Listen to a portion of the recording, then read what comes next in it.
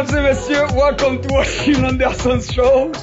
And today we have a great show today. You know, every time I look at Greg's face, that's it. I can't even start the show, man. This guy, like, Your Highness. this is the funny face of the show. Anyway, Right. welcome to the Rotschill Anderson Show, mesdames et messieurs. And tonight, countdown of the election. We have a lot to discuss. And actually, Stanley tonight gonna bring us the topic we will discuss. And then from that point, we take it from there. But before we start the show, because we definitely have to say, like, we have like few sponsors. We have 3 major sponsors of the show. And then I believe like we're going to start setting them up next week. Just like, you know, something you guys need to know about. And let me tell you this. I don't know if you guys exhausted with that election crap. I'm going to tell you this. I'm up to here. Listen, actually, you know what? I was so fed up. On Monday night, I took a flight to Punta Cana. I was so fed up, tired of this election thing. I wish I would come back on the 6th. But you know what? I got work to do. So I Bring it up. I can only spend 3 days. That was it. You know, no, Greg, I did not bring anything for you. So don't even I know what you're thinking. Nothing whatsoever. All right. But, you guys were here last week though. What's up? How did you guys enjoy it? Did you enjoy Miami last weekend? Miami is always fun, man. We had a good time. We had a good time. Keep in mind, I was not with them. I don't know what they did after the show. So We went to bed. So why did Put you it say down. Miami always fun if you went to bed? There's nothing fun in bed though. Fun. Bed in Miami. It was a lot of work on a very short time, but it was very productive. Because like we were tired, man. We were exhausted. So we had a great show. I believe last weekend, and then I was happy to see you guys, you know. I mean, like, I was very, very happy to see you guys here. You know, I mean, and hopefully we do it more often. Yeah, we should do that every 3 months, you know, if wife permits. So, I see you got a bromance going on here, huh? I know, right? Take it away. I was happy to see Greg, bro. You know, Greg making us laugh, live.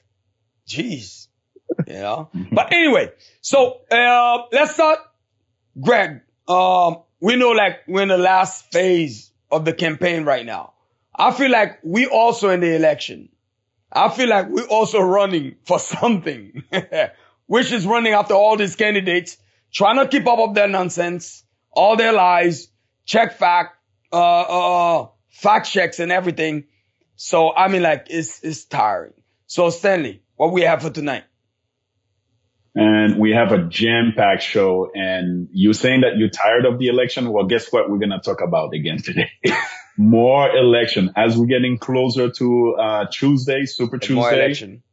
It's going to be our focus. So basically now one of our main topic is going to be the countdown. So both parties are making a lot of effort, especially last-ditch effort to get to different region of the country, different state of the country, talking to people. And they both are delivering different messages. So Kamala is versus Trump are, obviously 2 different parties with 2 different messages. So we'll talk a little bit about that. Trump had a big party. That's what I'm going to call it. It's a love fest that happened in Madison Square Garden in New York. Yeah. There was a little bit of a snafu that happened over there. That was a big snafu, not a little bit. Well, huge. Well, yes. Huge. Yeah. I think it's a good correction. Yes. A huge snafu. And then we'll talk a little bit about, whoever wins the election, what does that look like tomorrow? Right. So we look at the future. Qui est-ce qui a bénéficié tout le monde, et qui est-ce qui a apporté what they can bring, for the American people, because they both claim to be, going to work again, on behalf of the American people. So we'll talk about that. Now, there's a topic that I find very interesting. So newspaper endorsement. Do they carry the weight that they used to back in the past? Right? Hey, I don't know, but influencers, on YouTube, TikTok, and all the social medias, have been doing their thing, and both both parties are taking advantage. Nowadays everybody influencing people. Yeah. So we'll I feel like more people committed suicide too because of these influences. When the wrong person influence you, screwed. Now mommy and daddy don't influence young kids anymore. So we got a lot to cover, man. And then for our social part of the show, it's also, we'll tie it again to the vote, in the election. Jeez. So basically, who decide the vote at home? There's a lot of divide that's happening right now, between men and women in this country. They're very polarized. So we'll talk about that because there's a lot of people at home that basically, when you're in school and you're trying to take a test and then you have to put your hand over so the person next to you you don't vote my way, no sex. Well, a lot of people are going to have to vote. They're going to have to hide in maybe a room so nobody sees what they're voting. Oui, you spread out. And we have a special guest also tonight. I'm very excited about our special guest today, Jefferson Noel, who also has a show. The show is called Barbershop Speaks. So we'll talk to him. The show is on CW Network. Jefferson comes with a lot of accolade. He's a professor at the Florida International University. He's won many awards, among them the Black Men of Excellence by the Black Professional Network of 2024, Miami Top Black Educator distinction of 2021, and this is just among many of them. Yeah. So we'll bring him as part of discussion, and like I said, I'm excited to speak to him. All right. Jeez, there's a lot to cover, huh? How many hours we have today? 5?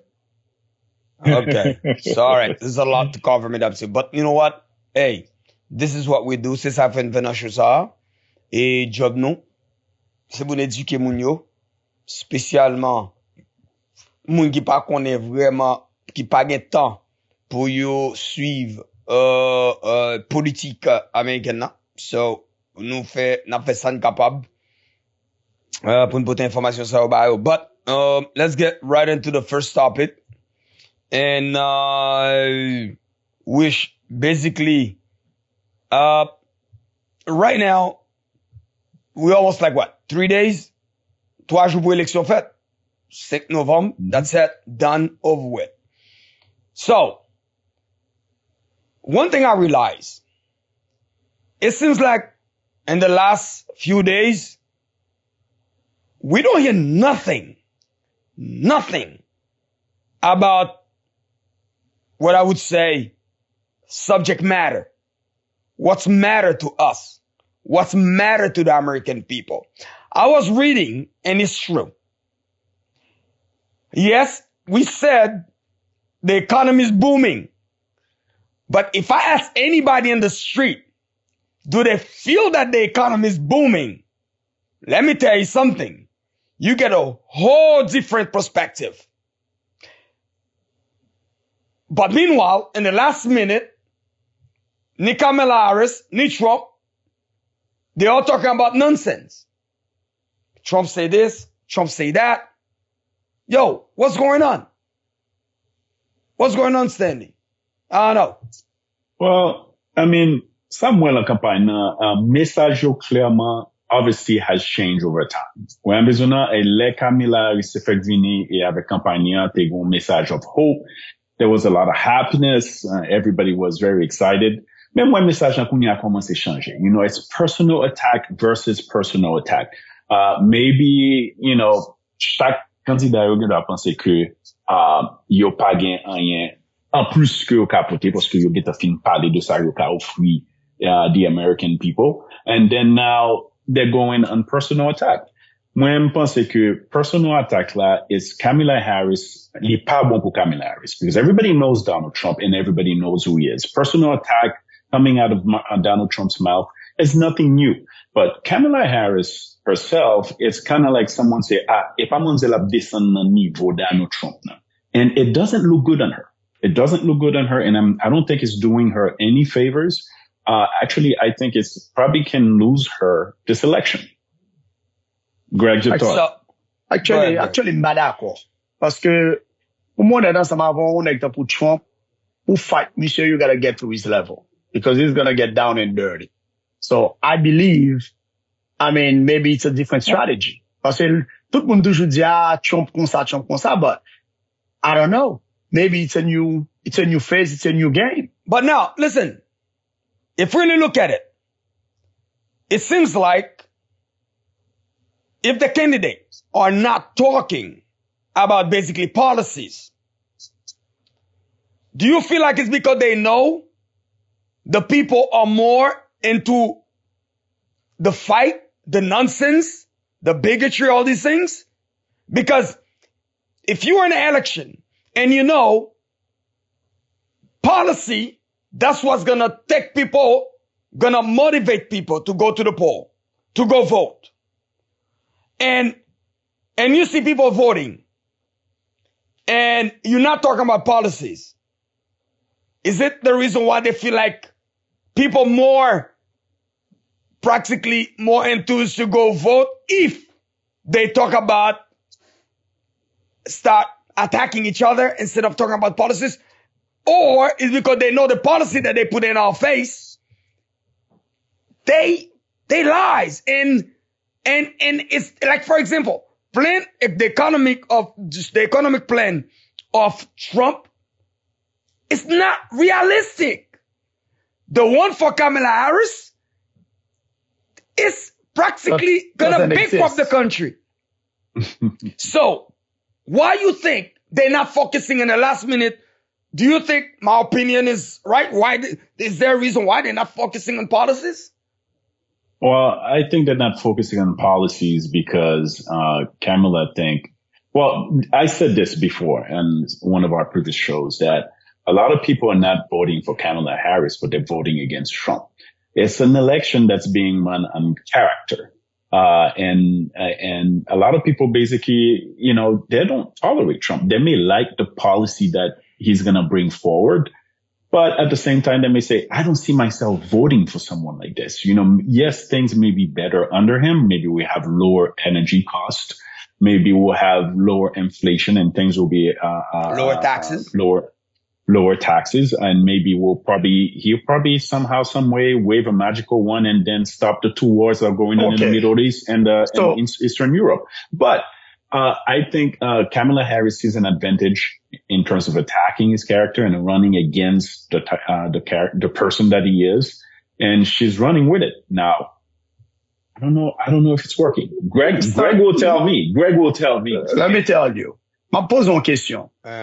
Est-ce qu'on pour une belle femme qui a fucked up crédit tout, qui a gaspillé korbou, ou bien pour une femme qui pas tellement belle, mais qui travaille pour le progresser avant, ou bien qui, at least, au minimum de respect. Et peut-être sa belle femme dehors, peut-être femme mariée. Non, moi, je dis, on fait moi prendre pour marier avec elle. Est-ce qu'on pour une belle femme qui joue devant tout le monde, même pour une femme pour marier, il faut le faire d'un ugly. But anyway, so that's why I'm attracted by now. So c'est ça. In case you're looking for an answer from me, and I said, if you guys don't want the real answer from me, don't ask me no question. Okay, so then y'all cry later.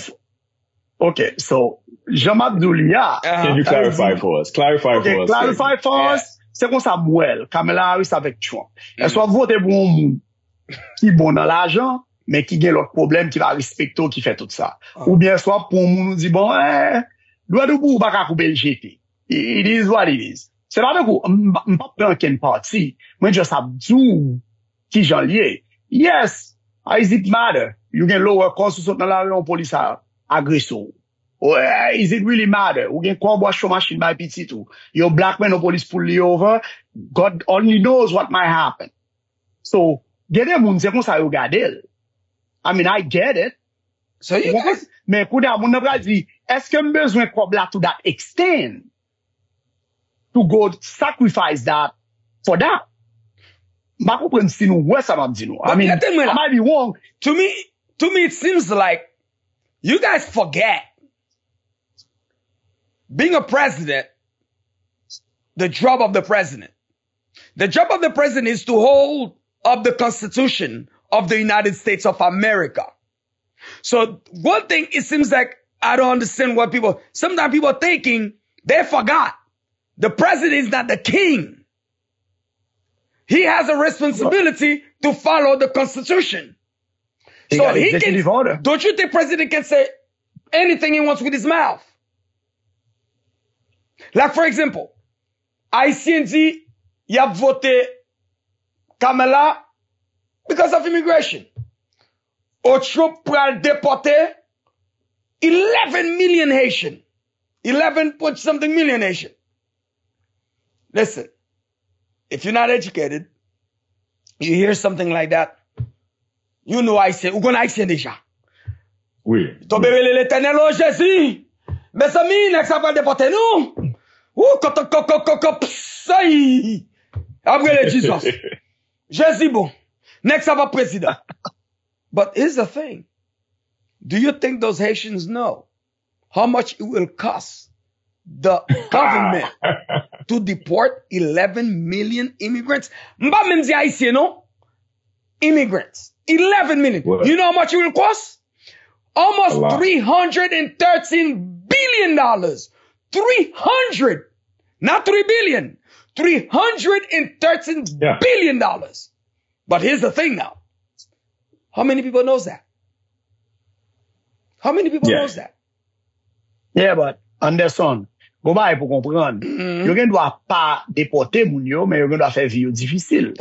Si yo vin mettre dans situation koto réellement illégal. So sou pas ka travail, sou pas ka faire rien, sou pas ka voyager. Sou gon paquet bagay sou gen. Greg, li pa nan intérêt pays. It's not in the interest of the government. It's not in the interest of the country. Why should I have you and you're not contributing? Why should I have you squeeze you for you not to get jobs? At the end of the day, guess what happened? There's poor people everywhere. The Haitian, if they cannot get jobs or immigrant cannot get jobs, where you think you're gonna see them? At the airport sleeping. At the gas station sleeping. So guess what happened? More homeless. So at the end of the day, they're here and they will stay here. Doesn't matter who's president or not.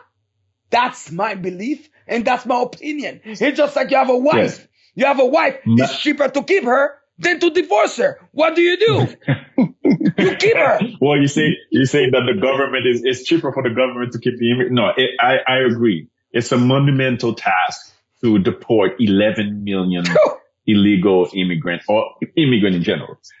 So, moi, je pense que, l'an élection, ça, je dis, ou fait topic of immigrants, comprendre ça, Mano vle di, Mano dit comme ça que, pendant Trump, t'es là, Black Lives Matter, movement was alive for a reason, right? Black people felt, a little uneasy in this country under this, regime or his presidency. So, moi qui côté Mano pour aller mener venir ensemble avec nous. Ouais, me dit, gen des moun, c'est ça fait me dit tout moun voter intérieur parce que gen des moun qui dit m'gen petit en Haïti, m'gen moun qui dehors, m'time pour yo venir. Gen moun qui dit comme ça que économie en pas beaucoup moins, m'pas ka faire l'argent, m'pas ka bail, tout bagay bien cher, c'est ça qui pas pour moi, c'est ça qui est important pour moi. So chaque moun gen différentes phases. Et gen moun qui doit dire comme ça que moi-même, ces petits garçons they're about to be teenagers, they'll be driving soon, they'll be independent soon. M'pas aimer aller dans la rue, et puis police arrête yo, police kimbe yo, and then next thing you know is police brutality. So basically, Trump. So on that note, so Trump is telling police to kill once he become president, to kill black kids. He's not saying that. Okay. He's not. I don't think he's saying that, but I'll let Greg answer that because I think he can. Because that's his stance, and that's basically. Well, I mean, it's not like it's my stance. It's a fact. My point is. So you're trying to tell me if Trump become president? Attendez. C'est pas Trump qui problème, non. Moun qui pour Trump, parce que regardez, chaque moun a voté pour intérêt pas. Yeah. Anderson nous a voté pour Trump because of his economic plan. Okay. Right? Because that's your interest. Like I said, it's not real. So practically I'm not voting for him for economic plan. So what I'm trying to explain to you is not everybody got that interest in him. Some other people got other interests in him. Ça veut dire que le monsieur là, on police feel more comfortable because he knows the guys in charge might back him up. Vous comprenez ça? Vous avez dit, il ne doit pas condamner ça le faire. Which he never did.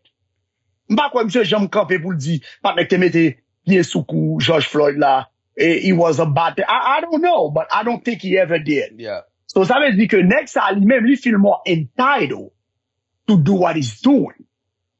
Est-ce qu'on comprend ça, Mabjola? At the same time, moun kap vote démocrate, you gotta be careful parce que moun ki démocrate, comme Kamala Harris, Biden, what do? They keep you hostage. Yeah. You font temporary solution pour vous. You pas bon green card ou. You pas mettre dans pays légal pour qu'on oublie à bail. Parce que si you met légal, on va jamais voter pour vous. But legally they can't. But legally they can't. You think Joe Biden can right now say, you know what? I declare I'm going to give 11 million people residency?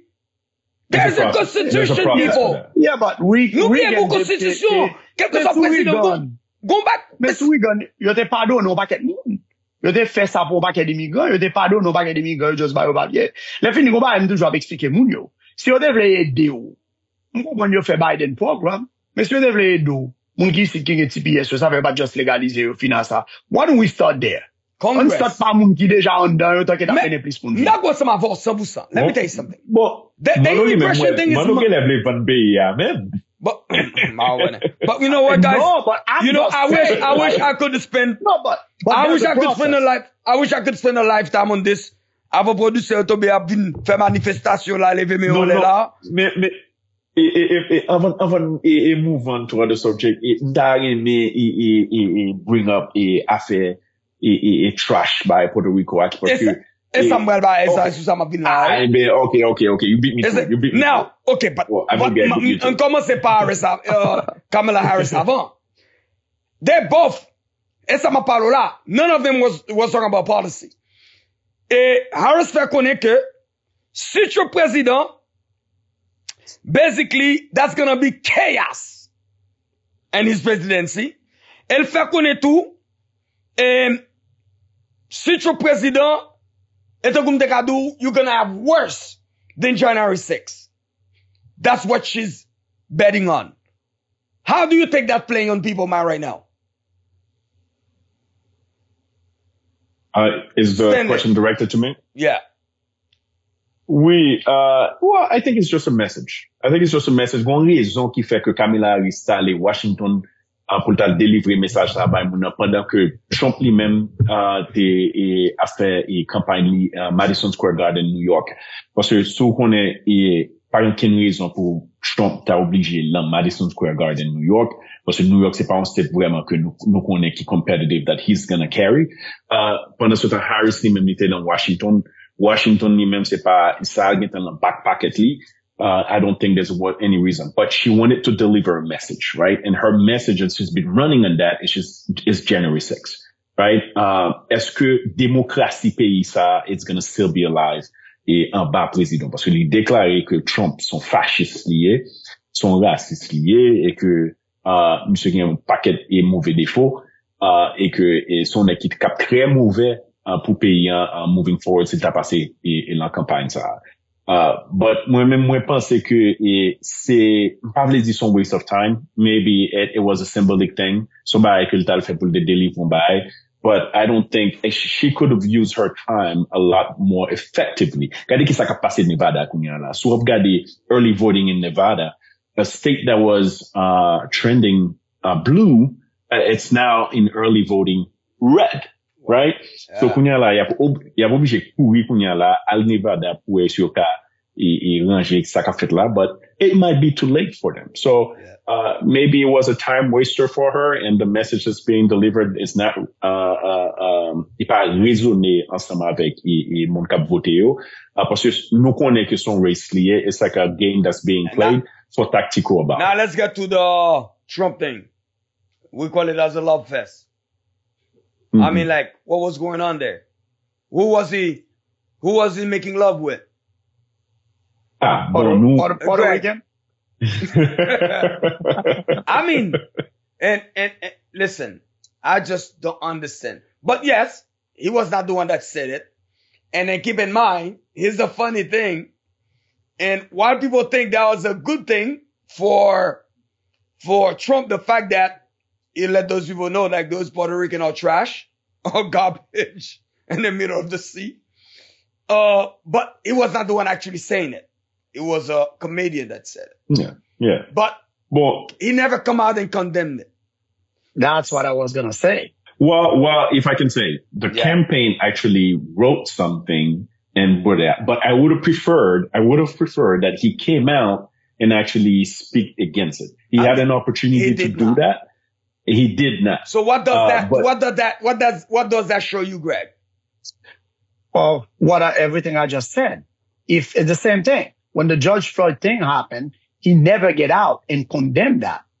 Do you see what I'm saying? So if you're the president, you everybody's president. Ou c'est président tout le monde. Ou pas président parti, ou pas président l'autre parti. On va arriver, même si vous parlez mes partis ça. But you have to make some kind of effort to show that I'm in charge of everybody and whatever happened, Okay. So he never did. All right. I mean, so in that case, my last question would have been, hey, does this guy really want to be president? It seems like everything that president usually... He wants to be president, but he got his own people. So his people agree with him. So he just... So basically, live by the sword, die by the sword.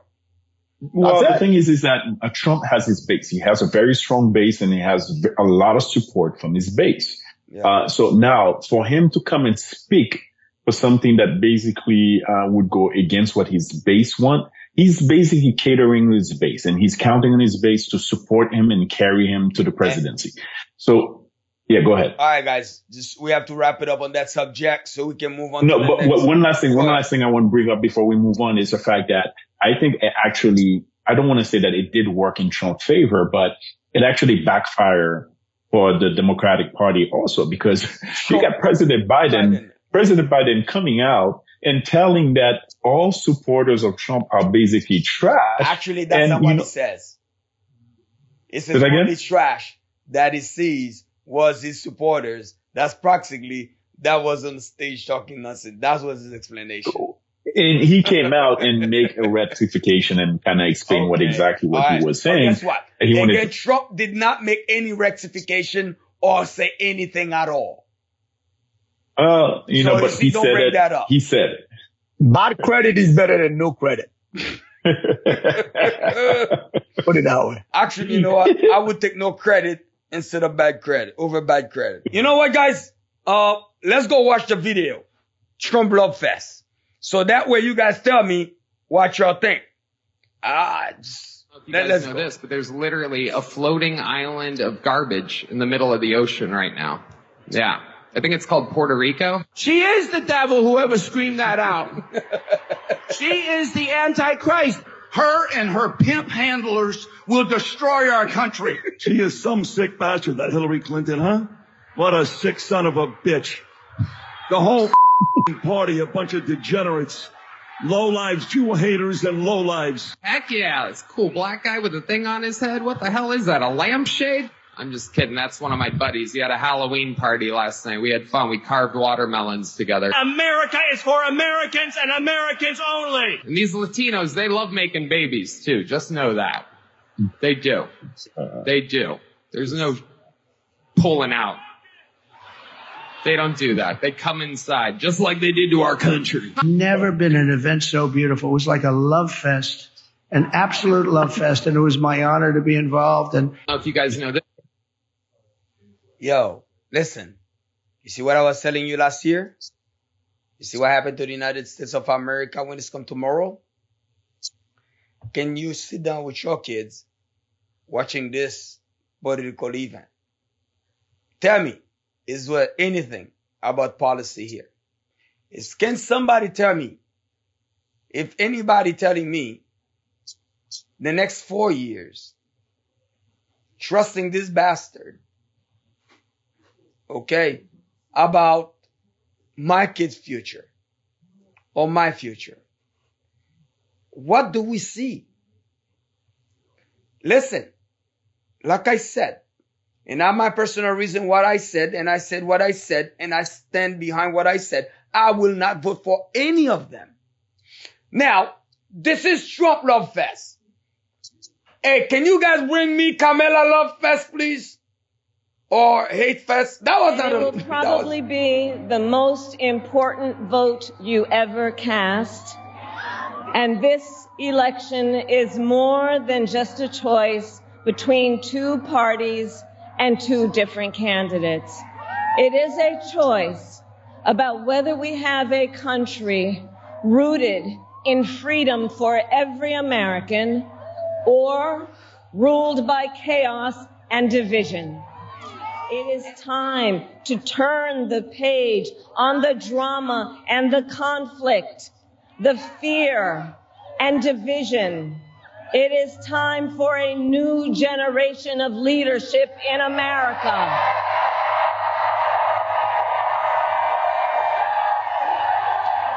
And I am ready to offer that leadership as the next President of the United States of America.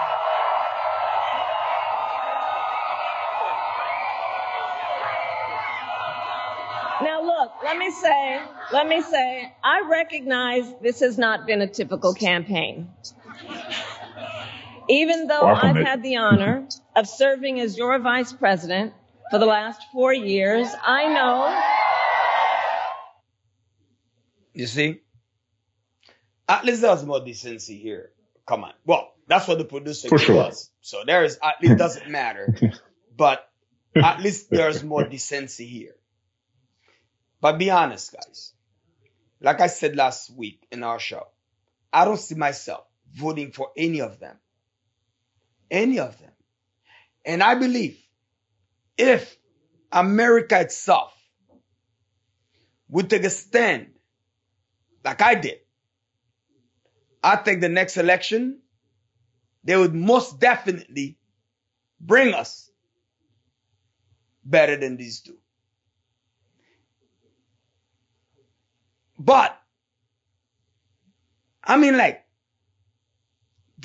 look at the Trump campaign, for example. Sometime you said, you know, back in the days, radio, TV used to vet it before you get in the front of a camera. They need to know what you are going to say because they worry about what? Not for you not to say the wrong thing. Yeah. Now, I don't even think they did that anymore. They don't do that anymore. So anyone can go and say whatever the hell they want. What this guy was saying, like Puerto Rico is like a bag of trash floating in the ocean. Dude, I just like, what? I mean, doesn't matter if you're for Trump or you for Kamala. Yo, that's some crazy stuff. Why everybody saying low IQ? The woman, she was like what? General attorney? And she's a lawyer. I don't think they give her like free degree. So practically, she spent some time in school to become a lawyer, to become state attorney, things like that, prosecute people. I mean, they like her. But why would I describe her as low IQ? Well, I definitely don't believe that she's low IQ. I think the reason why they're saying low IQ is her inability to articulate her points. And the voters are also frustrated with her. Parce que là, ils posent une question, que ils posent une question et la caméra, et que l'a fait interview, l'a parlé ensemble avec, et quelque soit. Et même là, ils l'ont un network qui favorable to her. Li toujours un petit problème répondre question yo définitivement pour ba mon definitive answer. And I think that's one of the reasons why they're calling her low IQ. I personally get frustrated sometimes listening to her talking because, you know, I'm like, please get to the point and be, I think my only issue is to speak on her nose. I can't even hear her clearly. That's her style. That's her style. But well, you know, this is a different election. And this is weird. But President Trump, is gonna bring a lot of chaos in the White House. It's wrong. I think that's why she's not likable. But anyway, guys, we have to move on to the next phase. Greg, last thing you want to say quick? I mean, pas yon ken politicien j'aime répondre à ken question anyway. So, mamzelle gen sal parle, but m'a kwa gon politicien j'aime répondre à question. Pas gon politicien qui a chambon definite answer. They all lie. I'm not making, Mano, you must agree. You must agree with me that she has a challenge delivering a message. That's the reason why she did not do much interview. Well, the style is not working. It's not working. But anyway, nonetheless, that's her style. At the end of the day, tonight, which is not a part of the script, I have a question for you guys. All right? Last questions I'm going to have for you guys. But anyway, let's move on to the next, to our next thing here. When it's come to an endorsement. I know you wanted to talk about that. Endorsement. Doesn't matter anymore. Newspaper come out and say, I'm not going to endorse anybody. Newspaper say, I'm going to endorse people. I mean, where are we in this generation age? I think there's an evolution that is happening. So there's a shift that's happening. Moi, pense que newspaper endorsement are still relevant, to a certain demographic. Might be an older demographic that still, get the paper, like to have the paper on the end and then read the paper. Keep in mind, those are the people that do critical thinking. Those are the people that take voting seriously. Well, maybe not, or you might be onto something. But I'm sure also the people that are listening and watching social media also are critical thinkers and can make decisions for themselves.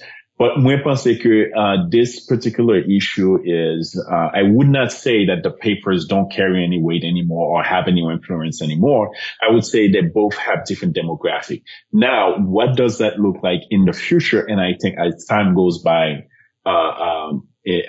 as time goes by, je pense que social media influence is only gonna increase even more and even more. And you see, in the campaigns going to the social media influencer to carry messages for them. Well, because I think it's a generation type of thing. So, like young people relate to young people. Old people relate to old people. So, and then keep in mind, young people do not want to listen to old people because they think they're nagging too much or commending them to do something. I don't think it's that complicated. Stanley just bought Kamala Harris the whole way. No. Hold on. My message was clear and concise. How about you just said we got two bad candidates? Anderson fait que li pa même voter. What is the question? You dis pas endorser aucun. Why? Because they're bad. They're both bad. So même Jean Anderson décide, il dit, moi, j'aime pas mon bouguer sur le voter. Et même Jean, il dit, I don't want to endorse those clowns. No, that's about it. I don't believe so. Simple. Moi, pas c'est social media et newspaper yo kounya la élection ça on ti j'en peur tout parce que yo connaît que si Trump est monté yo pas tant dossier Trump parler les fake news but CNN has a lot of skin. They have a lot of skin in the game. They did that before. They did that before. And then, they did that before. When your subscribers drop significantly, ou bien network ou bien commence à gagner less rating, especially everybody's struggling with rating right now. Everybody's struggling with rating. So when you're like, see Trump monte, you can expect that Fox News is gonna probably have the best rating ever, and then CNN will probably drop some of their rating. I don't know. I'm just saying. But keep in mind, I think they're just too bad candidates. To me, right now, the whole. But here's the thing, guys. And I'll listen to you guys. Nous pas un gros problème là. And I believe nous avons un gros problème. Pays a trop divisé, man. Moi, marqué, pays a venu même avec Haïti. Ou j'aime Haïti qui a joué un monde passer le démocrate, ou bien il a joué l'autre passer le républicain. On Haïti, si Dieu Haïti c'est républicain, c'est Haïti, il sorti pour le tout, On Haïti, c'est toute bagaille. On Haïti qui démocrate, frère. S'il connaît républicain, il n'est pas tout, parce qu'il peut pas aller en prison. Oui, mais Anderson, moi, 2 moun divorcé pour un match Brésil-Argentine. Un match football qui dure 90 minutes. Donc, ma mère dit, bon, président parle là, pendant 4 ans. L'on passe au gars de femmes en tupelle. Mais, gardons gros équipe, c'est équipe argentine, ça, mes amis. Équipe patranet. That will be for another discussion. Nous va plus gâter choix, non, même là, avec vieux bagages argentine, nous, là. Nous mettons comme ça. Moi, j'ose dire, moi, 2 moun divorcé, bag voye, bagaille, non match qui dure 90 minutes. Mais ok, monsieur, premier, bon, on regarde, Jean Bagayo est là. And let me tell you this. Moun y a souffri dehors. Moun y a struggle dehors. Économiquement parlant. Et, m'te toujours dit, m'dit ça dans chom. Go pas quelqu'un qui a voté à cause d'émotion. Ou pas qu'à compte you cannot blame them because that's the game Trump is playing and that's the game Kamala is playing. Fear-mongering and Trump is invasion. But guess what happened? Quel républicain, quel démocrate, they're both suffering right now at the present moment. Inflation is killing both parties. But guess what? People don't care. People do not force Trump to talk about policies. People do not force Kamala to talk about policies. As a matter of fact, si a parlé de policy, the economy, si toutefois qu'on va qui pour corriger, there's a debate. They might fix it. But, meaning that, quel que soit ça worry about what, even they say, I would say, specialists say, you know what? This is not gonna work. Probably here. There's a bunch of, all these candidates can say whatever nonsense they want.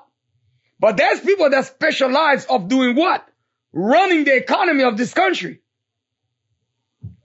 They say, hey, listen, if they really go that route, this is gonna be the consequences.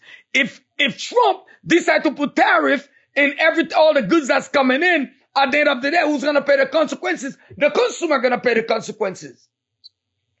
Do they have those type of discussion often enough for Trump to say, you know what? Let me change this way. Let me change this. Yeah, but go ahead, Greg, go ahead. Mais qui ça me remarqué dans l'économie américaine, ok? Tout le monde toujours parle middle class. But on va remarquer. Class qui pour la become very significant right now. Moi-même, m'a parlé de ça comme si, because I know. Et si moun gale l'école chaque jour, il literally, pas qu'à manger la caillou. Like, literally. So, moun sa yo kounya la, m'pas feel que pays a connecté à moun sa yo. Parce que America, it's always about money. Tout moun c'est toujours money, but gon classe qui était der net. Moi feel que moun sa yo kounya la, et, m'pas bon menti, donc si Kamala Harris passé, c'est pas peut-être immigration, mais peut-être bah ça yo. C'est parce que moun qui pauvre là, li tellement vin en pile. Moun a la maka di son hatred, non qu'elle gagne. But they so far behind, que moun nan di, ou exemple, bal voter pour moun qui gen plus kob, ou yal bay moun qui gen plus kob. It's not gonna work for me. So if I don't moun nan pral gon raise of $30,000 or $40,000 the next year coming. But here's the thing.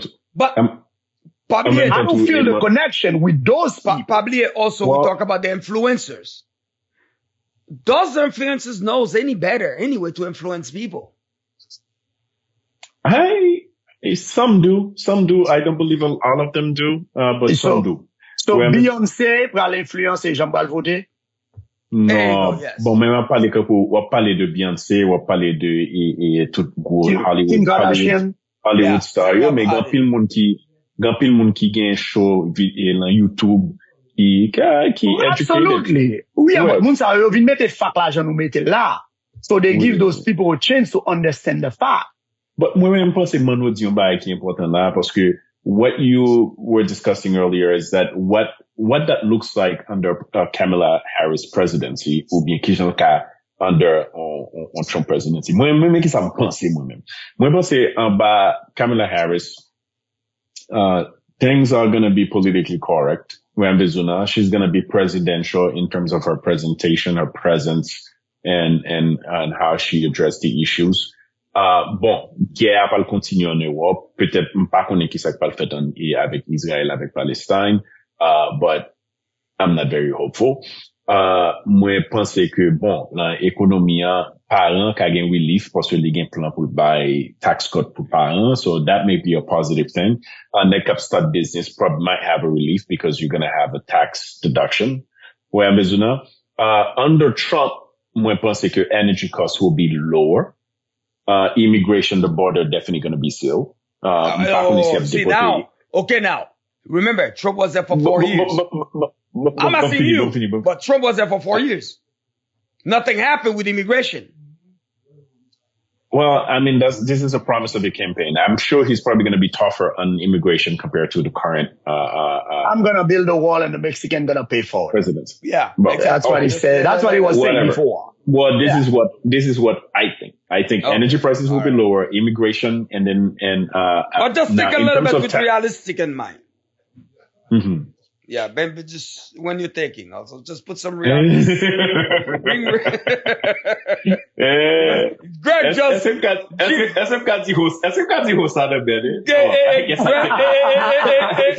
No, Greg puts in the met, but Greg just dropped the bula. I'm gonna build a wall in Mexico.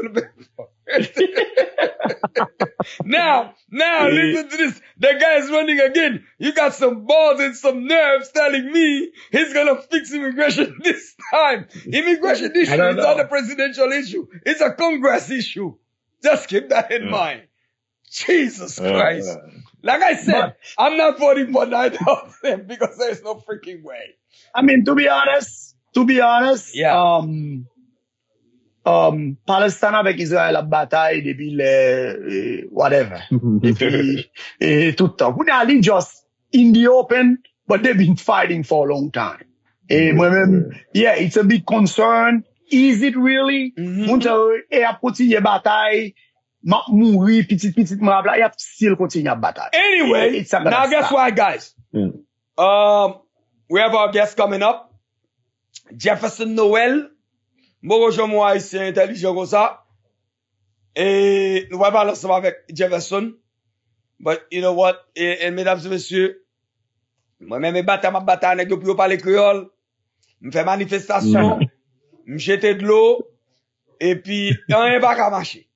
Et dans le mouvement créole là, je ne suis pas contre nous.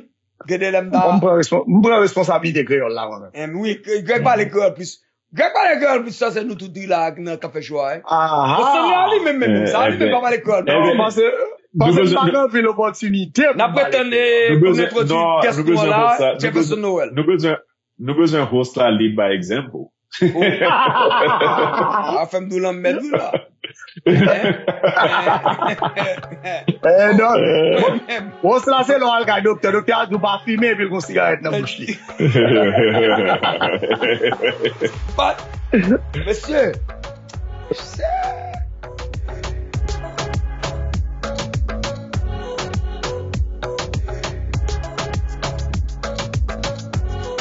Eh oui, monsieur, et nous avons un guest avec nous jeudi là, qui c'est Jefferson Noel. I mean, like, don't let the name fool you. The guy don't speak a damn thing in Creole. So it's like, I would say, I mean, like, I haven't have a name for this type of Haitian yet. Eh bien, moi parle 40% créole, oui. I get. Ça va sans 40% tout. Et va sous blanc qu'a parlé. Bon blanc, imbécile. Eh bien. Bon gringo, imbécile. Moi, c'est un Haïtien qui fait aux États-Unis. So, my peers, they don't speak great Creole at all. So, ti kolm genyen, li please pass. Be careful, parce que monsieur Well, we can see your English is definitely better than your Creole. Yes. Hey, you know what? You don't miss a damn thing. Oh, no. I would love to have spoken better Creole in my life. That's what you say because you don't. No. What there from Haitian, yo? No. The language is beautiful. What there from moon? Oui, qui ça? Well, that's the only reason why you want to speak Creole, to go after these Haitian women. Eh bien. I thought we were here to talk about politics, right? You talk about religion. That politics of Fumbas. There's no politics without women. As a matter of fact, you know that's what's coming up next. You can see right now. Right now, the whole country is upside down because of women into politics. Yeah. So now like listen, Jefferson. Dime. Noel, man. Este tipo habla español también. Me dice, dime. Un poquito. Un poquito. Espagnol, lui, c'est même Jacques-Réol. Anyway, let's get to, monsieur, mesdames et messieurs, à présenter nous Jefferson Noel. I mean, American Haitian. He's gonna try to speak Creole a little bit, but nonetheless, we're not here for a language competition, especially not Creole, especially for me. But nonetheless, this guy is very interesting and intriguing, interesting. And I like the fact that you have young generation of Haitian. Well, I'm not saying Haitian, but American first and Haitian second, and doing big things in this country because they decide all the nonsense that's going on. And these guys, they don't care. They don't listen to the nonsense. They stay focused and they do what they do best. Par exemple, m'bral bay Noël chance pour introduire tête li, to introduce himself, but nonetheless. And what I picked up right quick from him, this is a guy that's very successful in his show. He has a barbershop show where over 300,000 people listening to him. And he bring them something that practically not anybody easy to do. It's not easy for somebody to build a platform of over 300,000 people. And once people take the time to listen to you, it's because you are saying something. Do you understand? So it's, to me, it is success. Mm-hmm. You understand? And the good thing about it is, you're here with us tonight, and we're going to talk about it, how you started it, what pushed you to it. But nonetheless, the guy is a brilliant kid. You know, brilliant kid. I don't want to talk about his accomplishment. I want him to do it himself. So, Jefferson Noel, welcome to Rotschill Anderson Show. Nous sommes ensemble avec nous Stanley Fofan, et nous sommes ensemble avec nous Mano Bouzin. No, I'm sorry. Mano Bouzi. Do you understand what Bouzin means? I'm quite familiar with that term. Okay, but his last name is Bouzin. Not Bouzin, Bouzi. But you can see même le papa parle créole, but you can comprendre. I could hear. Oh, why I'm so confused all the time. When I'm, and I wish I could change his name. You understand? So, but no, Paul, it's not that complicated. Actually, it's Jefferson Christmas. Okay.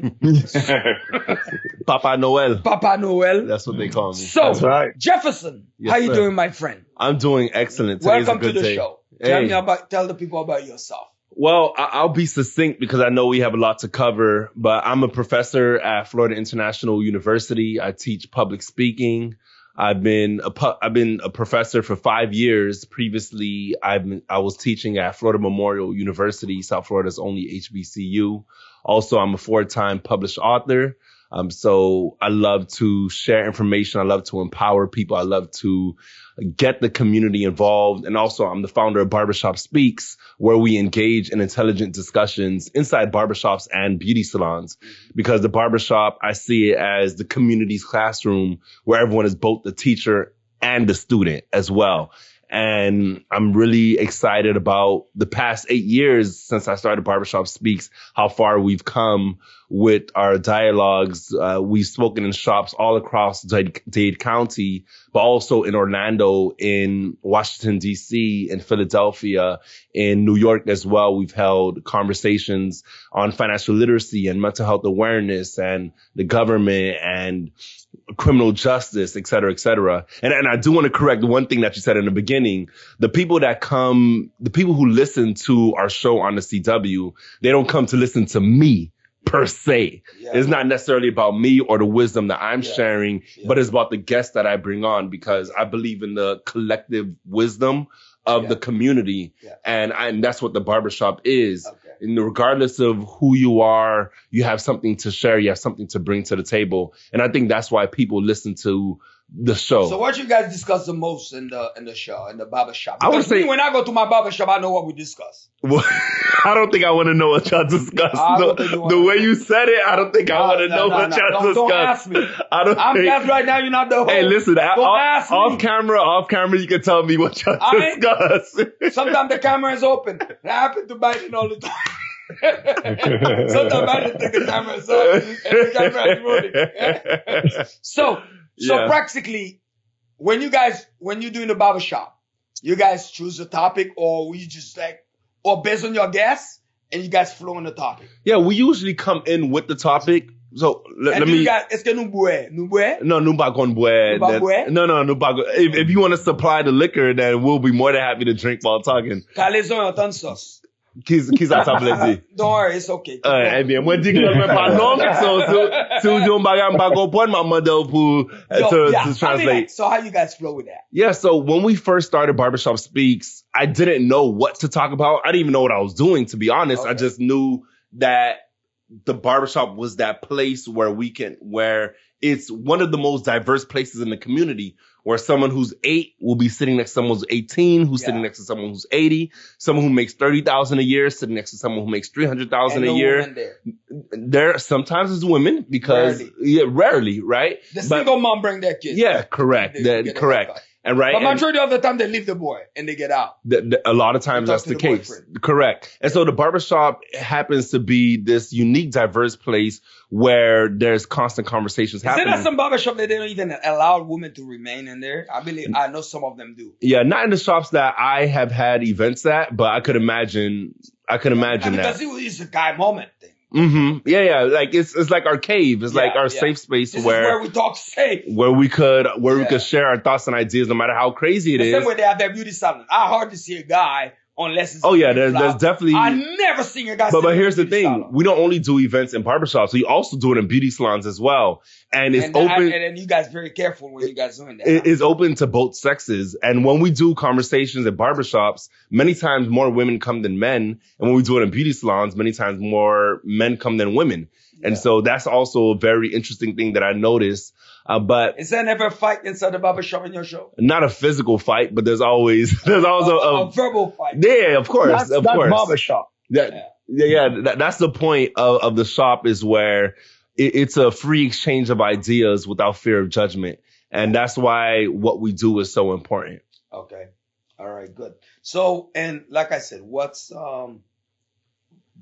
do you feel like the community needed something like that? That's why you decided to start something like that? Oh, yeah. Yeah, they are 100% needed, because many times, life is busy and the shop is a place where people do talk. But sometimes, to your point, sometimes a lot of the conversations are just way off of the things that actually matter to people. Exactly. And so the difference between what we do and just the everyday barbershop is we're intentional about the discussions that we're having. And I bring in experts on the topic, right? So we do select the topic in advance. Yeah. We select the topic based on what's the pulse of the community. And you did ask earlier, what is the topic we speak about the most? And it's financial literacy, because ultimately people are always thinking about, how can I make money? How can I keep money? What are the best things to do with my money? And so we have a lot of conversations. And this is something that's new though. Yeah. Because before, people never interested in financial literacy though. Yeah. I do think people were always interested in having money, but not interested in the literacy of money. And I would argue, I do agree with you. That's very true. Yeah. Because one thing I realized myself, and I knew it from the beginning, since I came to this country when I was 14, right? Mm-hmm. And from where? From Haiti. I'm kidding. My accent is, I try my best with that accent, but that shit is terrible. No. Keep your accent. Accent tenace. No. Keep your accent. It's beautiful. Tenace, but anyway, that's one thing. Mm-hmm. I realized, because when I came here, and I know my parents was very limited. Mm-hmm. I know the best thing they could have done for me, just drop me here. That's it. But beside that, if I need to have any kind of, I would say, advanced knowledge of how this country itself functions, I would have to get the head out from Haitians. That would not be the best place for me. And fortunately for me, that I was able, based on certain things that I was doing, there was a need in the Jewish community. And when you need it in something, that's when you become valuable in something. And I automatically say, you know what? This is the best place to learn everything that I need to know about the United States of America. Not even in my history class. That's interesting. And I'll learn everything that I need to know about America. And I would say, thank Jehovah God today. Yes, I'm very successful. And I would say, I'm not going to be a hypocrite about it. It's because of them. I learned the way that this country operates through them. And money. If I was waiting for high school to learn about money, I would never learn about money. You would I learned about money, guys, from working for the Jewish people. And then that moment I see, this is why the Haitian community is the way that it is. So what do you think was the most important lesson? Oh, my friend. I'm very curious. Money. They eat, breathe money in their home. That if you listen, the moment they push that baby, they start telling that baby, listen, we're going to make sure that you know what is financial literacy. And they do not let their kids learn financial literacy, neither in any school, nor college. But guess what, though? Keep in mind, in their school, that's one thing they're adamant about. They tell, you see, sometimes I see like people say, do not tell the kids what to do. Listen, they tell you what to do. They tell you, hey, you're going to follow the family tree. And they say, you know what? Here's the way that it is. If you're here today, it's because of this policy we established from way before you were born. And you're going to have to stick to that policy, which is, guess what? The financial policy. Meaning that they don't take life for granted. And in my country, I was born in Haiti, right? Where in Haiti? I'm curious. Port-au-Prince. Port-au-Prince, okay. And I was raised in the province time to time because of my grandma. And I can see the Jewish in my grandmother. Because she used to, you know, all these Haitian, the entrepreneur. You know? So my grandma, I used to see her value money. Here's the funny things, guys. I see a Jewish guy see a penny in the street, he's gonna pick it up. But meanwhile, when I was growing up in Haiti, I see a penny in the street, I will not pick it up. You know why? You guys can tell me why? If I see a penny in the street, I'm not gonna pick it up because you know why they tell me? Ou parle de semble pauvre. No! Why? Ça veut dire qu'on kap manger, qui pral manger, son piège penny en ye. Si m'prenne, c'est lugar ou pral manger. Do you understand? And now, after I learned from these people, I understand the value of a penny. That's the reason why there's penny stock. Now, a penny on the floor, this is a stock on the floor. Combien Haïtien, not even Haïtien. How many black people that know? Learn when a penny on the floor is a stock. Because there's penny stock. And sometimes penny stock gets you what? Get you multi-million dollars. It's a matter of you playing the lottery. If you get lucky, you get lucky. You understand? But I'm curious, Jefferson. When you say financial literacy and you're having those conversations at the barbershop, you know, what are some of the major concerns? Because financial literacy can mean anything. Are you teaching them how to trade options? Are you teaching them how to, you know, play the stock market, or maybe how to balance a checkbook or a saving account. What's the conversation? What's our primary concern? Yeah, I could think of some of our most recent conversations. One of them was about credit and the importance of having good credit, because a lot of the wealth that's built in this country has come from home ownership and through business. And if you have bad credit, you can't buy a house and you won't be able to get a business loan initially. And because there's not a lot of education around credit in our community, a lot of people lose out on two of the biggest drivers of wealth. And so that was one of our most recent conversations that I think was most important. Another conversation is taxes, because that's one of the biggest expenses you'll ever have in your life. And a lot of people, they get their education about taxes. Well, one, the tax code is extremely difficult to comprehend. Yeah. Let's start with that. But, nowadays people get their advice about taxes from social media. Sure. And so you have people saying, if you purchase a G-Wagon for $300,000, you get tax then you can write it off on your taxes. Because of the weight. Because of the weight. But in reality, they didn't write that into the tax code for you to have a G-Wagon so you could flex on South Beach. They wrote that into the tax code for trailers. For trailers. For companies. For companies, or if you have a farm. If you have a farm and you want to buy a big tractor trailer to produce goods, right? That conversation was crazy. Was powerful, was necessary for the people in the community, because they're like, oh, that's not in the tax code for a G-Wagon. But here's the thing, people can't even afford a G-Wagon. So you talk about people like where I say like a good 90% of people can't even afford a G-Wagon. Correct. But you telling them if they buy a G-Wagon, they can get tax credit. Correct. And so that's the danger with a lot of the things that we see on social media, when people appear as if they're experts because they have a fancy car or they live in a big house, but they say I have it because of their knowledge, but they have it because they fooled you. Yeah, like that's why they have those things. They fooled you. Here's the funny thing though. The guy come and say, oh, you know what? If you buy my book, you're gonna learn how to get rich. Yeah. Those are book. You don't even understand. He's not even rich. When you buy the book, this is when he's gonna become rich. That was a book that said, if you're gonna get rich, what the freak you selling a goddamn book for? That was a book that it was called How to Make $100,000 Selling Books. And guess how much the book cost? $100,000. So you buy the book, you open it, and it's like, gotcha. And guess what?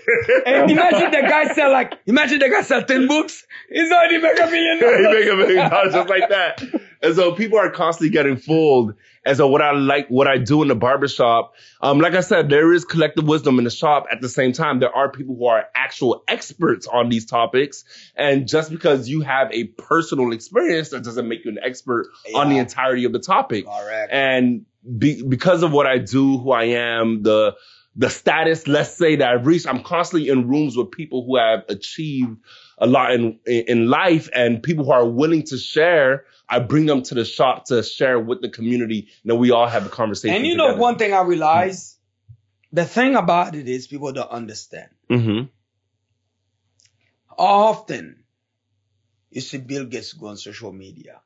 Mm. Often you see Zuckerberg go on social media. Mm-hmm. You see, the people that's really successful, they don't speak often because they too busy doing what? They too busy working. Mm-hmm. And they don't even let their kids go on social media. Exactly. They don't even let their kids go on social media. Mm-hmm. And the interesting part of it is the person that, like, for example, I would say myself, mm-hmm. People's success come in different ways. Mm-hmm. And some people, they cannot even talk about success because they don't work for it. Mm-hmm. If I'm going to invite somebody to talk about success in my show, I got to know where you came from. You're not going to invite a trust fund baby, huh? That he's not doing anything with his time. Exactly. Mm-hmm. So practically, you need to learn from somebody that built from nothing, from scratch. Mm-hmm. So those people, they don't write no books. And those are the most, if those people they would decide to write books, those are the books that you need to buy. because they can tell you in details. Because I like when I listen to those commercials and say, you know what? Real estate is the greatest thing. Get in real estate. You will be rich. This is the best investment you can do. But guess what? They're acting like buying a house is free money. Yeah. Like you don't need money to buy a house. So do you understand? And just like you said, and you see like more con artists than really actual people online telling people really how to be successful, how to understand money, how to play with money, things like that. And I mean, like, do you invite these type of people? Those are the type of people do you invite in your show? No, absolutely not. Like I needed to see the track record. Yeah. There's a quote that I love that says success has receipts. So if you are successful, there are receipts for your success. I'm able to look at your track record. I'm able to have conversations with people around you to know for sure that you are successful. And so I'm very grateful that no one that I ever brought on was someone who wasn't able to back up what they were saying. And I try my best to be very intentional. Like some people are very deceitful, so it's hard. So, one day I might get tricked, But here's the funny thing though. Yeah. You see these type of people, they never do, I would say, over enthused to come to your show. Correct. Because they're too busy. Yeah. You understand? And here's the funny thing. You would not believe it. You know what's always in the back of the head of these people? Not to ever be poor again.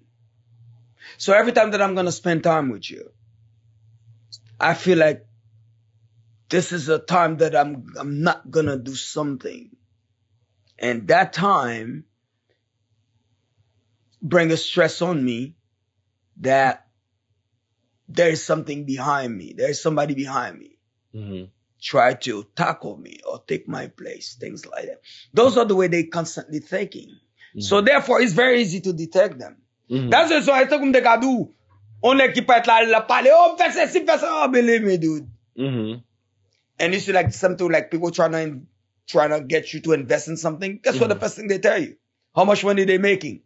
Why you keep telling me how much money you making? You understand? So practically, it's very easy to detect this with. I think that's the main problem in our community. And also those people that's really successful in our community, they don't put themselves out like that. Yeah. I don't, yeah. So is there something like you called somebody? I know we have to wrap it up on that segment. Is there like one last question for you? I mean, like, what is sometimes like, is there somebody that you really want to bring into the show and then you really want that person, but for some reason the person tell you know what?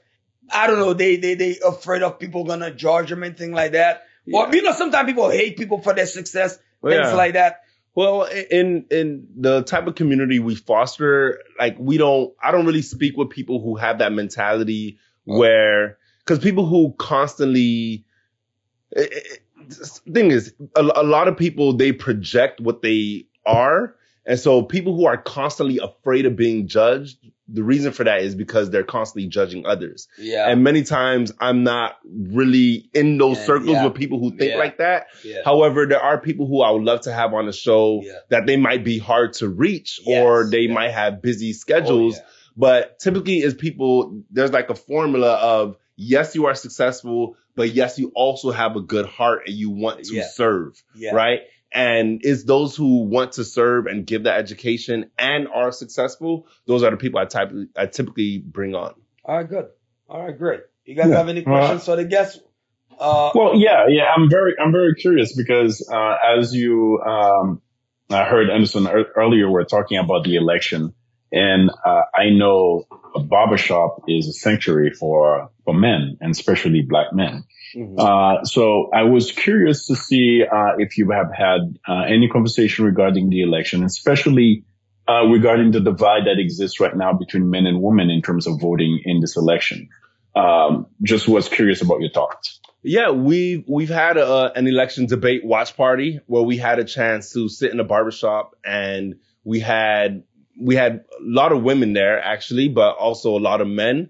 And the conversation, so essentially we all watched the debate together, And it was a very interesting debate. And it was very interesting because there was, from the perspective of the people in the room, there was no clear winner unless you already walked in with a bias.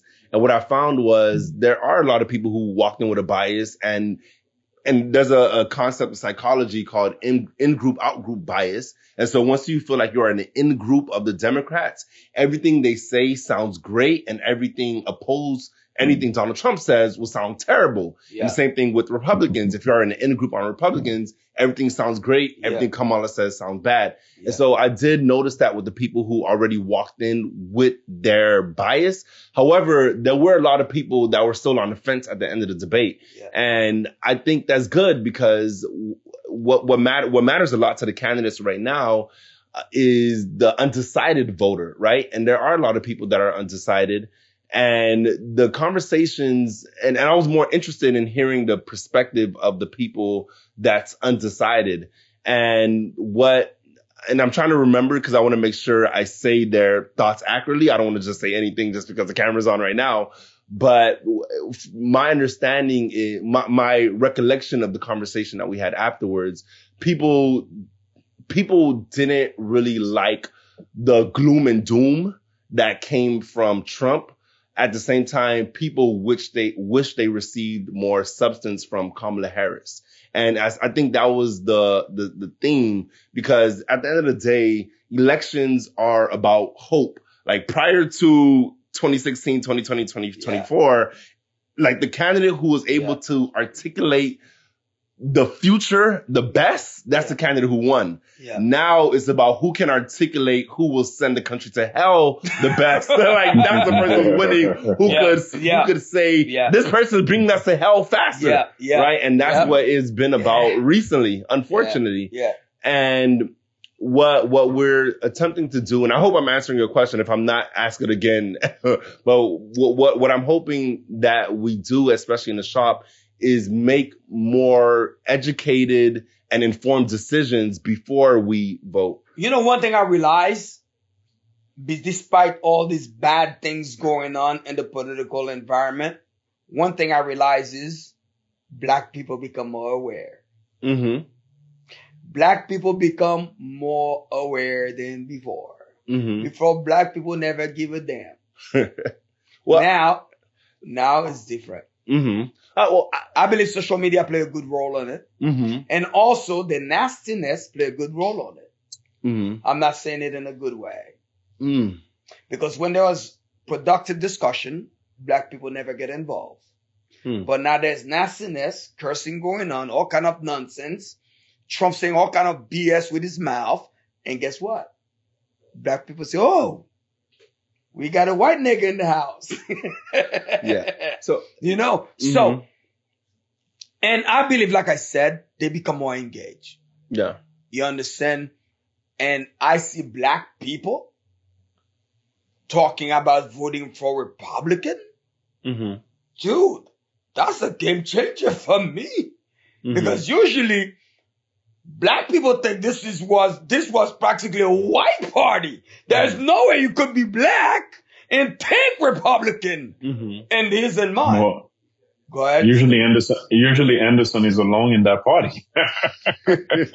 Tell me about it. Oh, here's a funny thing. Here's a funny thing. Black people call Jesus more in the day than any white people. Mm-hmm. But meanwhile, they're all Republican. Mm-hmm. And then Republicans present themselves as a party of Jesus. They're defending Jesus. But Black people play Jesus more than white people. Mm-hmm. But for some reason, Black people never see themselves relate with the Republican. Mm-hmm. So that's what I see as a positive thing. Yeah, I do think that's the case, that Black people are definitely engaged now. They were obviously extremely engaged in 2016 with, not in 2016, in 2008 with Barack Obama, and 2012 again. 2016, they weren't that involved because they didn't see themselves. And they become engaged after they see white people vote for Barack Obama. We have to make that clear. Well, I mean, I don't know that to be the case. But granted, listen, I was in the 8th grade when Obama was elected the first time. Yeah. So you tell me. Yeah. But they were definitely engaged, to my understanding, in 2008, 2012, 2016, they sat out. In 2020, it was basically black people that got Joe Biden the nomination because he wasn't doing well in Iowa and New Hampshire. It wasn't until I think he got into the Carolinas. South Carolina when black people really rallied behind him and got him the nomination. Yeah. And now in 2024, they see that the stakes are high. So something I wanted to say, I was thinking about it when y'all had your discussion before I came on, and you all were speaking about, black engagement. Well, you aren't speaking about black engagement, but you are having a general conversation around that. And I think, so you are having a conversation on Kamala Harris's message right now, how she's speaking about how bad Trump is, and like, why is he doing it? I don't think it's working. So my understanding is the way that these political candidates, specifically Kamala Harris, not as much Trump, they work off of consultants and off of focus groups. And so when they hear that the focus group respond more to speaking about how bad Trump is, they say, okay, we're going to push this message out. Because if you remember when Kamala Harris started running, she started a campaign of joy, bringing happiness back to the White House. And it was good for a few weeks. Mm-hmm. But then probably the focus groups started to say, hey, the joy is not the winning message. You're not going to win talking about joy. You got to go nasty. You got to change how you're... So you see, based on what you said, it's become the hate thing now. So it seems like hitting you with hate, then you have to hit back with hate. So, and then that's what I think their consultants are saying to her. And maybe that's why it's changed, because ultimately their goal is to win. And if they think they have a winning message, and if they think that's the winning message based on the focus groups and the research and the studies, then that's what they're going to go with. Markwell, last questions for you. Mm-hmm. On your barbershop show. Mm-hmm. What is your prediction? My prediction, I'm not going to I don't want to base it off the barbershop show. Like I said, we have a lot of diverse perspectives. Well, based on your whole... So there's a gentleman, and I want to make sure I get his name right. And I looked it up before the show because this is what I've been telling everyone. This is what I've been telling my students. There's a gentleman who has what's called the 13 keys. His name is Alan Lichman, and he predicted 9 out of the last 10 elections correctly. And one could argue he predicted the one that they say he didn't get right was in 2000 with Bush versus Al Gore. And the Supreme Court ultimately decided. Yeah. But he predicted Gore would win. The Supreme Court said Bush won. Anyways, that's another story. Yeah. This professor, Littman, he predicted that Kamala Harris will win based on the 13 keys that he has, the 13 metrics to win the presidency. And I'm not sure who's going to win, but he's been right 90% of the time. And so, okay, keep your 13 keys. Let me go with the 14 key. Let me go with the 14 key. Skelly, what is your prediction? I know who he's talking about. He's been right in several. What is your prediction, Stanley? No, my prediction that is he will be wrong for the second time. Oh wow! And I think Trump will win the election. What is your prediction on the 15 key? You are funny. I don't know. I think Kamala Harris will win. Guess what? That's what I'm thinking. Guess what? I got the 17 key. I believe Trump will win the election. That's my prediction today on the radio, and this is my prediction right now. But like I tell people, it's a prediction. I don't have a magic keys. I don't have no 14, no 20, no 11 keys. Listen, I go based, and then for the last 4 years, I haven't been wrong. For me, right now. You said the last 4 years? Yes.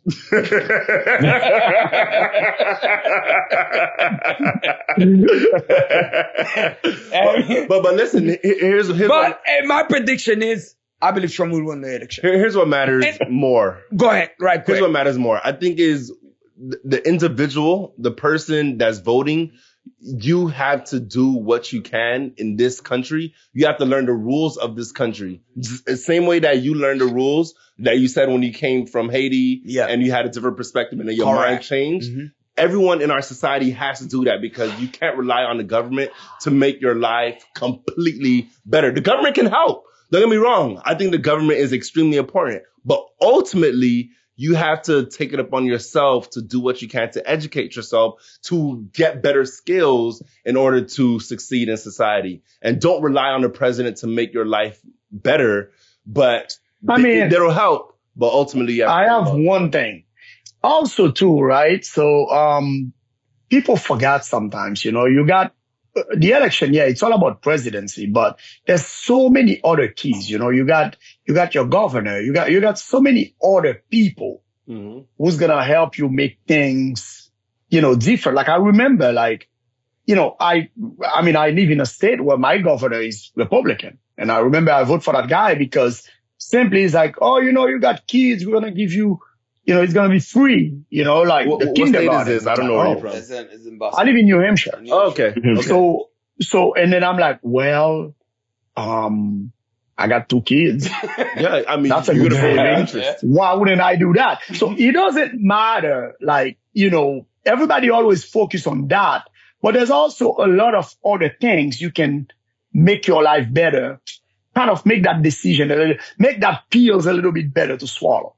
It doesn't have to be. I feel like now people's like, it's not like I'm better than you. It's like you worse than me. You see what I'm saying? So it's kind of like the standard. Yeah. You see what I'm saying? So it's just a competition who's gonna get to evilness first. It's like what is the best bad idea? So it's kind of like the way it is. So you're like, you know what? Something might make that pill better to swallow. So you also gotta extend your horizon to see, your Congress people. You might have to get involved in more to get what you want now.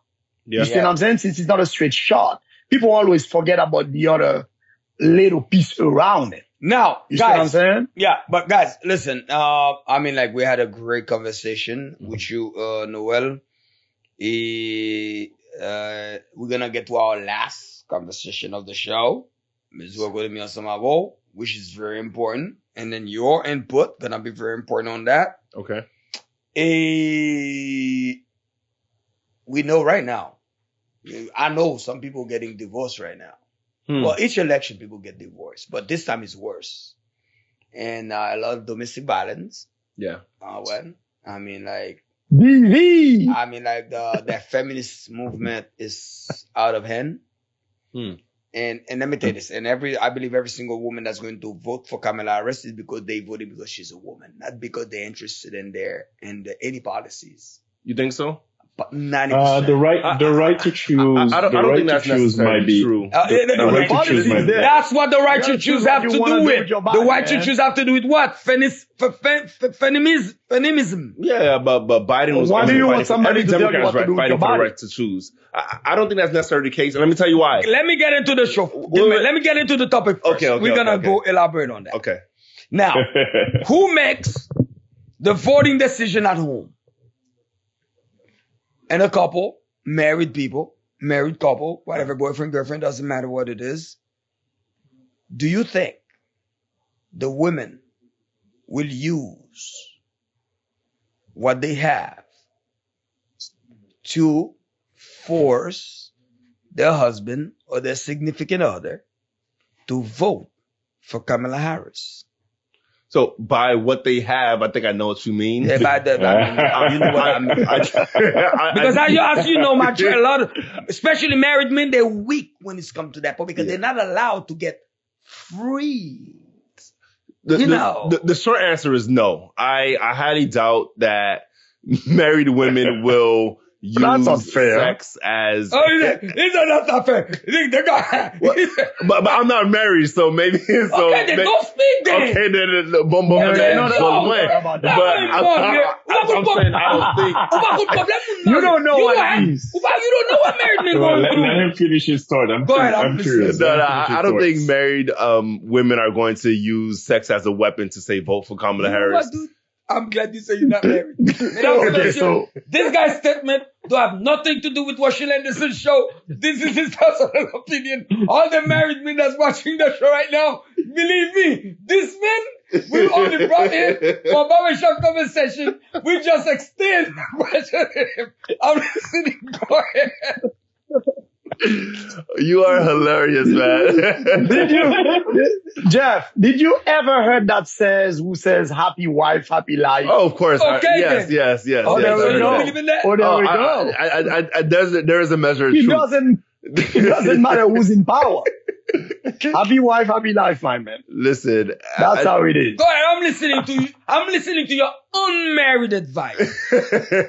Listen, I think, so women are more likely to vote for Kamala Harris. Okay. But I don't think that's the only reason. I don't think the only reason women are voting for Kamala Harris is because she's a woman. Why? Or else Hillary Clinton would have won in 2016. Let me tell you. Okay, I'm gonna go. Clinton would have won in 2016. But I'm gonna bring. I'm gonna tell you why she did not win. Go ahead. If women were only voting for I'm other women, then Hillary Clinton would win, and there'll be a lot more women in the state legislature, in the U.S. House and the U.S. Senate. So I don't think that's the only reason. But I do think because Roe v. Wade was overturned, and this is the first presidential election after it was overturned, a lot of women are coming out, and Kamala Harris is the perfect perfect figure to speak about how bad that was for women that it was overturned. And so women will rally around her because of Roe v. Wade, not exclusively because she's a woman.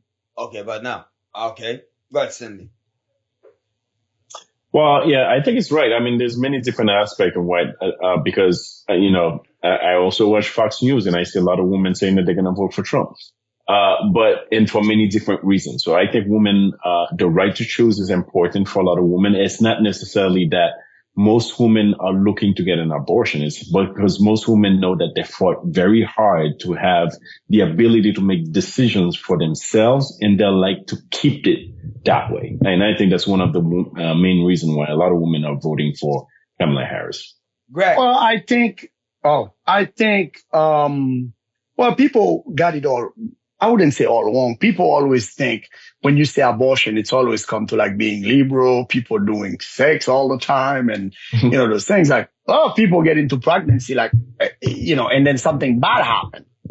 Then, what do? You see what I'm saying? You gotta be able to have that choice. Like, let's say you got a child and you're going to have that kid and that kid's going to be in a wheelchair all of his life. So who am I to decide what you can do?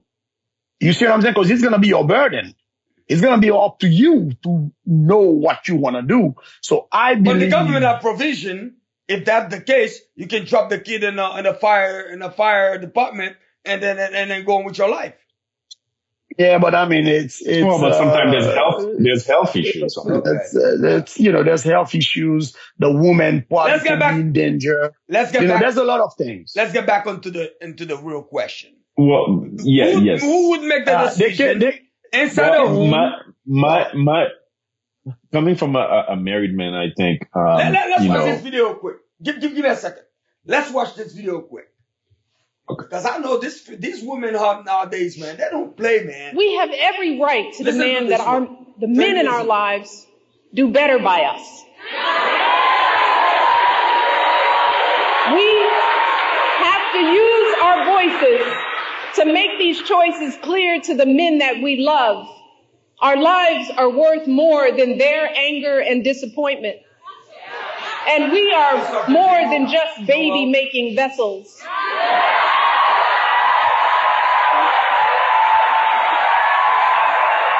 And if you are a woman who lives in a household of men that don't listen to you or value your opinion, just remember that your vote is a private matter. Regardless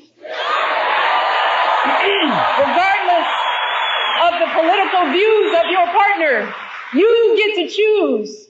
You get to use your judgment and cast your vote for yourself and the women in your life. Remember, women, standing up for what is best for us can make the difference in this election.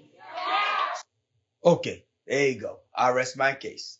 So now, I'm listening to you, my friend. Well, it seems like she's encouraging women to be independent thinkers. Well, at least that was the second half of what she said. The first half, she was saying, convince your husband to vote for Kamala Harris. You're private. So she said that at the second half. First half, she was saying, convince your husband. You know that's what private means? You can't use that shit against me. Well, I mean, like, so shit, man. You I can't use understand that you're not thing. I don't get married, it but- anyway. I'm not So married. you don't understand what private means? I do. I'm familiar with the concept. Mettre dans col bou, Dis non call, oui. utiliser coco base pour dire, pour faire ma reconnais, ou pas voter pour Kamela, m'pap tae. Non, Kounia dit non espagnol, oui. Hey, c'est tout nom avec tu savais que, hey, c'est tout nom, Ouais, Kamela, ouais, hey, ouais. non, c'est ça contigo, my friend. Listen, I don't know if that's what she was especially encouraging, but she was saying, but I think she was saying to convince your husband to vote for Harris. But she said, if not, you are an independent thinker to vote your conscience. So that meaning what? You know what that means? What The that way means. she's talking? Talk to me. You know what she's telling the woman at home that's married to a man? Dime. That might be a good weekend for the man. There you go. And then this is that feminism thing that's right now that's divided families. But here's the thing: the same way that a woman's vote is private, the man's vote is private too. Dude, So with he women, can- there's no Yep, privacy. I with completely women. agree. Yeah, but guess what? With women, there's no privacy. With women, whatever they tell you to do, that's what they want you to do. Especially y'all that married. Women don't play that nonsense. Actually, I don't believe they have that type of influence. And like Jefferson said, I think it is a private matter. What I heard, one of the things that I heard that Jefferson didn't mention is basically the selfishness that probably come from women when it comes to what's mattered to them. Men also have what matters to them, and that's the reason why men and women are voting differently in this election. Because if men has to put what's important to them aside to support their woman in this election, how about women putting what's important to them on the side also to support their men in this election? Because there's a burden of performance when it comes to men, where we have to provide, we have to work hard, and very often inability to provide or to produce, especially financially, can hurt us. And, you're in a household where, there could be divorce. There could be a lot of reason why, things might not work. So, How yes. about that vote for Kamala? You get another job, bitch. How about that? So, But let me tell you this. we can always guys, go for mine. It's time to wrap up the show. Go ahead, Cindy. if I can finish my point, like I said, people are voting differently, but I believe it's a private matter. And I think, even if you live in a household, with your wife, you can still love your wife after you vote, but it should be a private matter.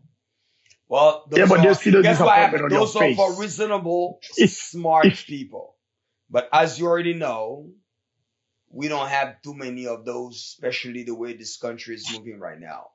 Based on her statement, Michelle Obama's statement, as far as I'm concerned, one thing I see here is a revolution against families. And that's the reason why the Republican, they have a great talking point. Because practically what she's telling you right now is to do a revolution against your husband if he decide to vote another way. Meaning that he doesn't care about you, he doesn't love you, and use your private to make sure you influence him to make sure he vote your way. Just like Stanley said, it's either my way or no. So, again, I don't think that's what she's encouraging, and I don't think so either. Me neither. Jefferson, we stand with you. But look, I do. Listen, I do. And everybody that's married, they're not gonna tell you the truth. So, but listen, I think there is a part of what you're saying that's true, and this specific part, the family is incredibly important. The family structure is the most important governmental structure on earth. And if there is a breakdown in the family, there will be a breakdown in the country. And then she's talking about based on her experience. But here's the thing. But within families, just Why like she could not say? within families, just like in any society, there are disagreements. Yeah. And so if there is a disagreement in the household, that doesn't necessarily mean there will be a breakdown in the family structure. That just simply means there's a disagreement. Now it's up to people. It's up to the people who are together. They have to communicate properly with each other. Listen, she could have easily said, "Listen, woman. As you know, your husband is the head of the household. Sit down with your husband. make them feel your pain.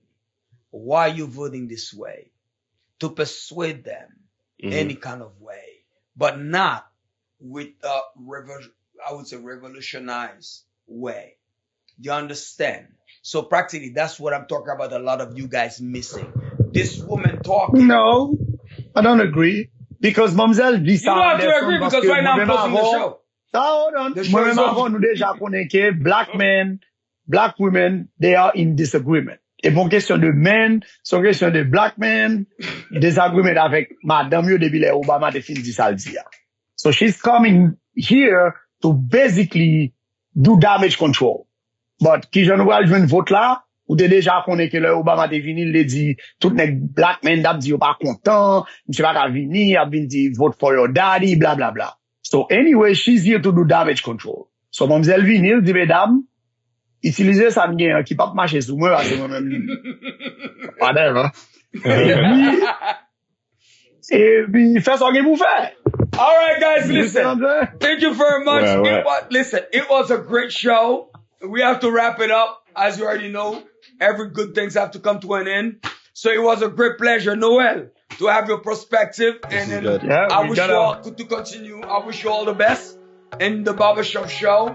And we're definitely looking forward to have you back again.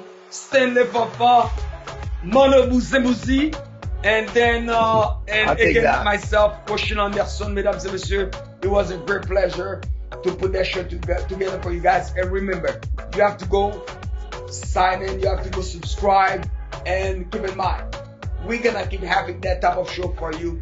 At least we're not telling you what to do in your life compared to the politicians. We're just telling you things so that way you can balance your mind.